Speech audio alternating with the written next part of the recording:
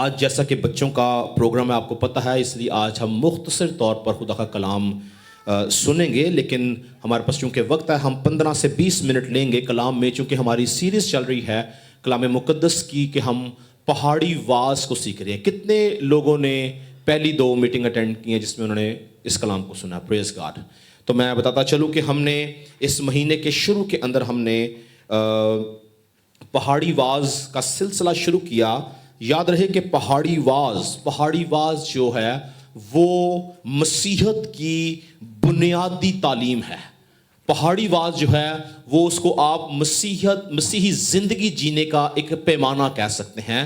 یعنی اگر کوئی شخص مسیحت میں نیا آتا ہے غیر اقوام میں سے، تو اس کو اگر یہ جاننا ہے کہ مسیحی زندگی کیا ہے یا کیا کچھ مسیحی زندگی میں وہ کر سکتا ہے، تو اس کو اس زندگی کے اندر ان تمام چیزوں کو، ان اصولوں کو سیکھنے کے لیے اس کو پہاڑی واز کا مطالعہ کرنا ضروری ہے۔ اس کو سمجھ آئے گی کہ مسیحی زندگی کیا ہے۔ اور ہم نے بڑی ڈیٹیل کے اندر ہم نے پچھلے 2 ہفتوں میں خداوند یسوع مسیح کی معرفت دی گئی 7 مبارک حالیوں کے بارے میں ہم نے دیکھا اور سیکھا کہ یہ کرسچن لائف کی گائیڈ لائن ہے۔ یہ میرے ساتھ رہیے گا، یاد رکھیے گا کہ یہ کرسچن لائف کی گائیڈ لائن ہے۔ جس طرح آپ دیکھیں، آپ کوئی چیز خرید کر لاتے ہیں تو آپ کو اس کے ساتھ ایک گائیڈ لائن ملتی ہے کہ اس کو کیسے آپریٹ کرنا ہے۔ تو اسی طرح سے مسیحی زندگی کی گائیڈ لائن جو ہے، ویسے تو پورا کلام ہے، اس پورے کلام کے اندر ہمیں پتہ چلتا ہے، لیکن بنیادی چیزوں میں پہاڑی واز ہے۔ پہاڑی واز جو ہے وہ بہت اہم ہے، جس کو جاننا اور سمجھنا ضروری ہے کہ ہم کس طرح سے مسیحی زندگی جی سکتے ہیں۔ میرے ساتھ نکالیے گا متی کی انجیل، اس کا 5واں باب جو ہمارا مرکزی حوالہ ہے۔ پڑھیں جی ذرا اس کی پہلی 10 آیات پڑھ لیں، تاکہ جو آج پہلی بار آئے ہیں ان کو پتہ چلے کہ ہم کن مبارک حالیوں کی اور پہاڑی واز میں پہلا حصہ کس چیز کا ہے۔ پڑھیں جی ذرا۔ وہ اس بھیڑ کو دیکھ کر پہاڑ پر چڑھ گیا، اور جب بیٹھ گیا تو اس کے شاگرد اس کے پاس آئے، اور وہ اپنی زبان کھول کر ان کو یوں تعلیم دینے لگا: مبارک ہیں وہ جو دل کے غریب ہیں، کیونکہ آسمان کی بادشاہی انہی کی ہے۔ مبارک ہیں وہ جو غمگین ہیں، کیونکہ وہ تسلی پائیں گے۔ مبارک ہیں وہ جو حلیم ہیں، کیونکہ وہ زمین کے وارث ہوں گے۔ مبارک ہیں وہ جو راست بازی کے بھوکے اور پیاسے ہیں، کیونکہ وہ آسودہ ہوں گے۔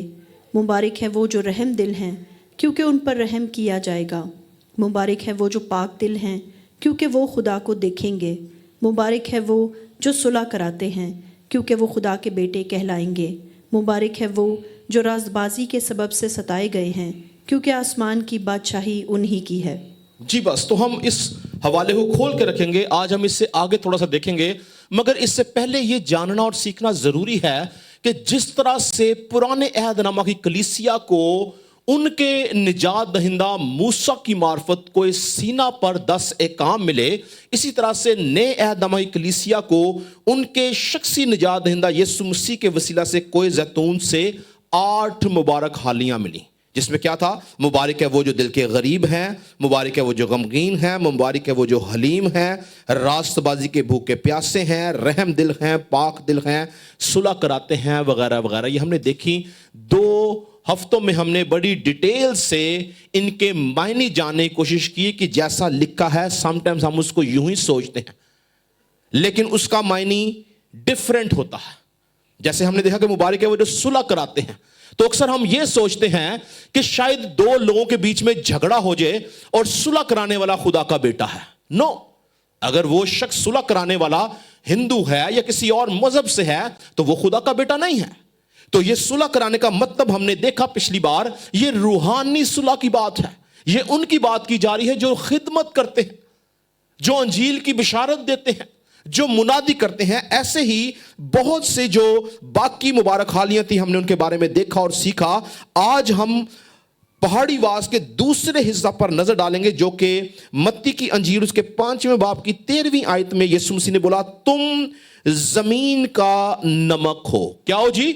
تم زمین کا نمک ہو، لیکن اگر نمک کا مزہ جاتا رہے تو وہ کسی چیز سے نمکین۔ تو آج ہم دیکھیں گے کہ ہم نمک کس طرح سے ہیں، اور نمک کے معنی کیا ہیں؟ کیوں یسوع مسیح نے، یاد رکھیں خداوند یسوع مسیح کی جتنی تعلیمات ہیں، جتنا کچھ انہوں نے بولا ہے، وہ اس کے پیچھے کوئی گہرا مقصد ہوتا تھا. کوئی بات، کوئی چیز، کوئی تمثیل، کوئی مبارک حالی، کوئی ایسی بات نہیں تھی جو بغیر مقصد کے تھی. اگر یسوع مسیح نے کوئی بات بولی ہے تو اس کے پیچھے گہرا مقصد ہے. یسوع مسیح نے جب ایمانداروں کو یعنی شاگردوں کو نمک سے تشبیہ دی تو آج ہم دیکھیں گے کہ نمک کے معنی کیا ہیں. اگر ہم پرانے عہد نامہ میں دیکھیں تو جو یاد رکھیں، جو نمک ہے، نمک کو روحانی اور مذہبی مقاصد کے لیے استعمال کیا جاتا تھا. نمک کو روحانی اور مذہبی مقاصد کے لیے استعمال کیا جاتا تھا. جو نمک تھا، نمک کو قربانی میں استعمال کرتے تھے اور یہاں تک کہ نمک کی قربانی بھی چڑھاتے تھے. ایک حوالہ پڑھ لیں ذرا، اعبار کی کتاب اس کا دوسرا باب، اعبار کی کتاب اس کا دوسرا باب اور 13ویں آیت میں پڑھیں جی کیا لکھا ہے. اور تو اپنی نظر کی قربانی کے ہر چڑھاوے کو نمکین بنانا اور اپنی کسی نظر کی قربانی کو اپنے خدا کے عہد کے نمک کے بغیر نہ رہنے دینا. اپنے سب چڑھاووں کے ساتھ نمک بھی چڑھانا. اپنے سب چڑھاووں کے ساتھ کیا چڑھانا جی؟ نمک بھی چڑھانا. مطلب کہ نمک کو قربانی کے طور پر استعمال کیا جاتا تھا، اس کی قربانی چڑھائی جاتی تھی. اب جب خداوند یسوع مسیح ایمانداروں کو نمک کہتے ہیں تو ان کا مطلب یہ تھا کہ ایک ایماندار جو ہے اس کی زندگی میں روحانی قربانی کا ہونا ضروری ہے. اگر ایک شخص اپنی پرانی انسانیت کی قربانی نہیں دیتا ہے، اگر ایک شخص اپنے جسم کی خواہش کی قربانی نہیں دیتا ہے، اگر ایک شخص اپنے نفس کی قربانی نہیں دیتا ہے تو یاد رکھے کہ وہ دنیا کا نمک نہیں ہے، وہ ایماندار نہیں ہے. ایماندار وہ ہے جو اپنے نفس کی، اپنے خواہشات کی، اپنی ان بری باتوں کی، پرانی انسانیت کی قربانی دیتا ہے. اور مرد خدا پالوس رسول رومیو کے خط اس کے 12ویں باب کی پہلی آیت میں کہتا ہے، آئے بھائیو میں خدا کی رحمتیں یاد دلا کر تم سے التماس کرتا ہوں کہ اپنے بدن ایسی قربانی ہونے کے لیے نظر کرو جو زندہ اور پاک اور خدا کی پسندیدہ ہو، یہی تمہاری معقول عبادت ہے. ہیلیلویا، یہی تمہاری معقول عبادت ہے. جب ہم اپنے بدنوں کو قربان کرتے ہیں، ظاہری طور سے نہیں بلکہ روحانی طور سے، روحانی طور سے جب ہم اپنے بدنوں کو قربان کرتے ہیں تو ہم اس دنیا کے نمک کہلاتے ہیں. پریز گاڈ. تو پہلی بات، نمک کی خاصیت کیا تھی؟ وہ قربانی کے طور پر چڑھایا جاتا تھا. دوسری بات، نمک کے وسیلہ سے عہد باندھا جاتا تھا. نمک کے وسیلہ سے عہد باندھا جاتا. ذرا نکالیں میرے ساتھ گنتی کتاب اس کا 18واں باب اور 9ویں آیت پڑھیں جی کیا لکھا ہے. گنتی 18 اس کی 19 آیت 19. جتنی مقدس چیزیں بنی اسرائیل اٹھانے کی قربانی کے طور پر خداوند کے حضور گزرانے، ان سبوں کو میں نے تجھے اور تیرے بیٹے بیٹیوں کو ہمیشہ کے حق کے طور پر دیا. یہ خداوند کے حضور تیرے اور تیری نسل کے لیے نمک کا دائمی عہد ہے. کس کا دائمی عہد ہے جی؟ نمک کا دائمی عہد، یعنی نمک سے دائمی عہد باندھا جاتا تھا. تو جب خداوند یسوع مسیح نے ایمانداروں کو نمک کہا ہے تو اس کا مطلب یہ تھا کہ چونکہ تم نمک ہو، تم مجھ پہ ایمان لائے ہو، تم میرے کفارہ پہ ایمان لائے ہو، اسی لیے تمہارے اور میرے بیچ میں جو عہد ہے وہ دائمی ہے، وہ کبھی نہیں ختم ہو سکتا، وہ ہمیشہ کے لیے ہے. تم مر بھی جاؤ گے تو بھی زندگی پاؤ گے کیونکہ راہ، حق اور زندگی میں ہوں. پریز گاڈ. تو پہلی بات کیا تھی جی؟ نمک قربانی کے لیے استعمال ہوتا تھا. دوسری بات، نمک کے وسیلہ سے عہد باندھا جاتا تھا. تیسری بات، نمک جو تھا پرانے عہد نامہ کے اندر شہروں کو اور ملکوں کو برباد کرنے کے لیے استعمال کیا جاتا تھا.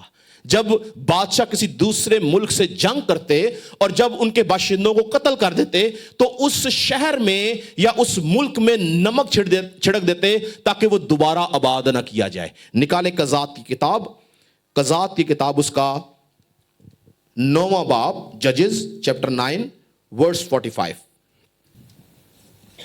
اور ابی ملک اس دن شام تک شہر سے لڑتا رہا اور شہر کو سر کر کے ان لوگوں کو جو وہاں تھے قتل کیا اور شہر کو مسمار کر کے اس میں نمک چھڑکوا دیا. جی ہاں. تو اور بھی کچھ حوالہ جات ملتے ہیں کہ جب بادشاہ جنگ کرتے تو وہ شہروں اور ملکوں میں نمک چھڑکنے کا مقصد یہ تھا کہ وہ شہر دوبارہ آباد نہ کیے جائیں.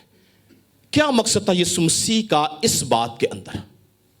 آپ جانتے ہیں کیوں یسوع مسیح نے جب نمک کہا؟ یسوع مسیح کے ذہن میں کیا بات تھی اس زمانہ میں بھی اور آج بھی؟ جب ایک ایماندار شخص جو یسوع کے خون سے دھل جاتا ہے، جو نجات میں داخل ہو جاتا ہے، جو حقیقی ایماندار بنتا ہے، جو اپنے جسم کی خواہشات پر غلبہ حاصل کرتا ہے، جو جسم کے خلاف جنگ کرتا ہے، جو یسوع مسیح کی بادشاہت کا جھنڈا لہراتا ہے، اصل میں وہ ابلیس کی بادشاہت کی بربادی کا باعث ہوتا ہے. وہ بتیروں کو ابلیس کی بادشاہت سے چھڑاتا ہے، وہ ابلیس کی بادشاہت کو برباد کرتا ہے، وہ ابلیس کے کاموں کو برباد کرتا ہے، وہ ابلیس کے منصوبوں کو برباد کرتا ہے، کیونکہ وہ یسوع کی طرف سے لڑ رہا ہوتا ہے. ہیلیلویا. تو یہاں پر جب بربادی کا ذکر ہے تو ایماندار ابلیس کی، حقیقی ایماندار کی بات کر رہا ہوں، یاد رکھیں، جو ریل کرسچن ہے، جو اپنی زندگی میں ہمیشہ گناہ کے خلاف لڑتا ہے، وہ ابلیس کی بادشاہت کو برباد کرنے کا وسیلہ بنتا ہے. اس کے بعد اگر ہم دیکھیں تو نمک جو تھا وہ محفوظ کرنے کے لیے استعمال کیا جاتا تھا. بہت ساری چیزیں نمک کے وسیلہ سے پریزرو کی جاتی تھی. ان زمانوں میں فریج نہیں تھے یا بہت ساری ایسی سہولیات نہیں تھی، تو لوگ نمک کا استعمال کرتے تھے کسی چیز کو محفوظ کرنے کے لیے. تو جب خداوند یسوع مسیح ایمانداروں کو، شاگردوں کو نمک سے تشبیہ دیتے ہیں تو اصل میں ان کا مقصد یہ تھا کہ جب تم نجات پا جاؤ گے اور تم دنیا کی انتہا تک میرے گواہ ٹھہرو گے تو تم بتیروں کو محفوظ کرنے کا وسیلہ بنو گے. ہیلیلویا. بتیروں کو بادشاہت میں لانے کا وسیلہ بنو گے. پانچواں اور آخری مقصد جو میں نے آج کے لیے، نمک کے اور بہت سے مقاصد تھے لیکن آج کے لیے صرف آخری جو مقصد میں نے لکھا، نمک جو ہے وہ ذائقہ پیدا کرتا ہے. کھاتے ہیں پھیکے کھانے آپ؟ ہاں کیوں جی بھائی انیل؟ کھاتا کو پاکستانی بندہ؟ ہمارا ٹیسٹ ایسے، ہم تو نمک اوپر سے ڈال کے کھاتے، ہری مرچیں کاٹ کے ڈالتے، ہمیں ٹیسٹ چاہیے. ہاں تو یاد رکھیں بغیر نمک کے کھانے کا کوئی ٹیسٹ نہیں. اب خداوند یسوع مسیح نے جب ایمانداروں کو نمک کہا ہے تو ان کا مطلب یہ تھا کہ ایماندار مسیحیت کا ذائقہ دنیا میں پھیلانے کا وسیلہ بن سکے. مسیحیت کیا ہے؟ مسیح کون ہے؟ روح القدس کون ہے؟ باپ کون ہے؟ بادشاہت کون ہے؟ وہ بتائیں اور مسیحیت کا ذائقہ دنیا میں پھیلا سکے. پریز گاڈ. تو یہاں پر مسیح خداوند نے جو نمک کا ذکر کیا وہ ایسے نہیں کیا، اس کے پیچھے بڑے گہرے معنی تھے، پرپس تھا. آگے ہم دیکھیں گے، میں آج یہاں پہ کلوز کروں گا کیونکہ آگے بچوں کا پروگرام ہے. ہم دیکھیں گے کہ 5واں، 6واں اور 7واں باب یہ سارا کا سارا پہاڑی واز ہے. خداوند یسوع مسیح نے بولا تم دنیا کا نور ہو. کیوں ہم نور ہیں؟ کس وجہ سے ہمیں نور کہا گیا ہے؟ نور کی کیا خاصیت ہے؟ یاد رکھیں نور جو ہے اس کے معنی انگلش میں لائٹ کہتے ہیں، اردو میں روشنی کہتے ہیں، نور کہتے ہیں، لیکن اس کے اگر آپ ببلیکل معنی دیکھیں یا تھیولوجیکل معنی دیکھیں تو اس کے معنی ہے نجات، اس کے معنی ہے راہ، اس کے معنی ہے پاکیزگی. اگلے ہفتے ہم دیکھیں گے کہ یسوع مسیح نے ایمانداروں کو نور سے کیوں تشبیہ دی اور بہت ساری باتوں سے خدا یسوع مسیح نے تشبیہ دی. لیکن میں سمجھتا ہوں کہ آج کے لیے اتنا بہت ہے، کیونکہ اگر ہم شروع ہوں گے تو پھر ہمارے پاس ٹائم کم ہے. بچوں کا پروگرام ہے اور بچوں نے، جتنے والدین یہاں پر آئے ہیں انہوں نے پچھلے 6 ہفتے اپنے بچوں کو سنڈے اسکول بھیجا اور یونیورسل گاسپل اسمبلی چرچ کی طرف سے VBS چل رہا تھا، ویکیشن بائبل اسکول، اور بچوں نے اس کے اندر بہت کچھ لرن کیا. بچوں کی جو تھیم تھی سنڈے اسکول کی وہ تھی فیتھ. تو بچوں نے آپ کے لیے کچھ چیزیں تیار کی ہیں.